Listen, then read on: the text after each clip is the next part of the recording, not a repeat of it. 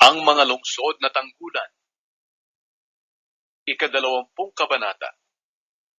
At sinabi ng Panginoon kay Josue, sabihin mo sa mga Israelita na pumili sila ng mga lungsod na tanggulan ayon sa sinabi ko noon sa inyo, sa pamamagitan ni Moises.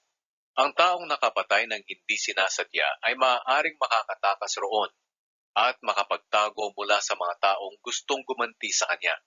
Maaari siyang magtago sa isa sa mga lungsod na ito.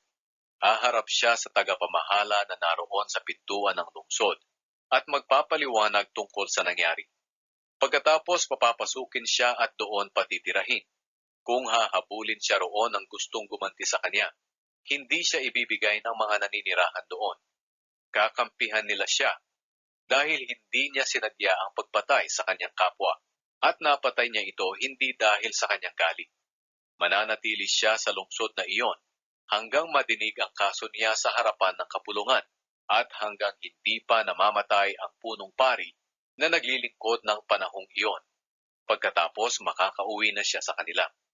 Kaya pinili nila ang Kedesh sa Galilea sa kabundukan ng Naphtali, ang Shechem sa kabundukan ng Ephraim at ang Kiryat Arba na siyang Hebron sa kabundukan ng Huda.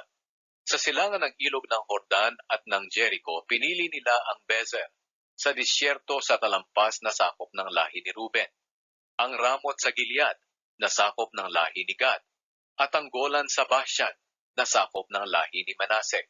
Ito ang mga lungsod na tanggulan na pinili para sa mga Israelita at sa mga dayuhang naninirahang kasama nila. Ang sino mang makapatay ng hindi sinasadya ay maaaring tumakas papunta sa mga lungsod na ito para hindi siya mapatay ng mga gustong gumanti sa kanya habang hindi pa dinidinig ang kaso niya sa harapan ng